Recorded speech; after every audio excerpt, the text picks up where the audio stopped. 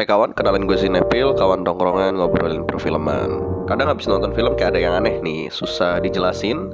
Bukan karena plot twistnya, bukan karena adegannya, atau bahkan bukan karena storynya, tapi karena ada sesuatu yang kayak nyangkut. Simbol, dialog, selipan adegan yang bikin kita mikir lebih lama dari seharusnya. Dan mungkin yang paling menarik dari film bukan apa yang ditampilin, tapi apa yang sengaja disisain buat kita tafsirin. Buset, tafsirin gak tuh? Maksudnya buat kita obrolin.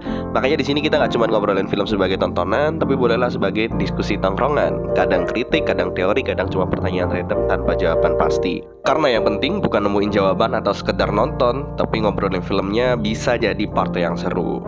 Dan Sinepil habis nonton Ghost in the Shell karya Joko Anwar. Ada satu hal nih yang langsung bikin gue mikir, nih film merinding tapi kok unik.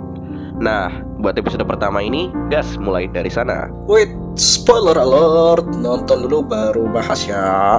Sinepil pengen bahas salah satu kematian yang paling menarik buat Nepil, kematian Prakarsa Kita Booming. Mayatnya tuh loh, posenya kayak Lady of Justice. Ini gue pengen sama dengan anak hukum ya, mohon kasih pendapatnya. Yang Nepil tahu nih, Lady of Justice itu matanya ditutup karena hukum tidak berpihak, bawa timbangan buat ukur objektivitas bukti, bahwa pedang sebagai simbol otoritas dan kekuasaan hukum.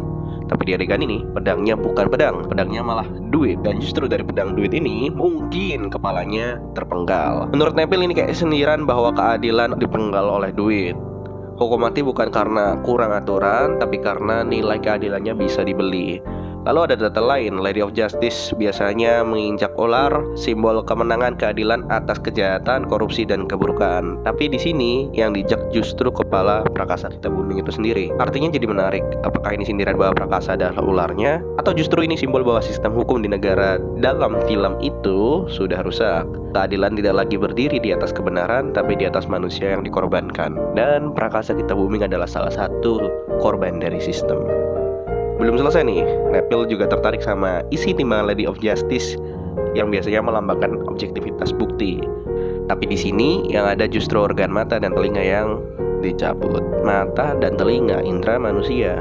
Artinya hukum di sini bukan berdasarkan fakta objektif, tapi persepsi.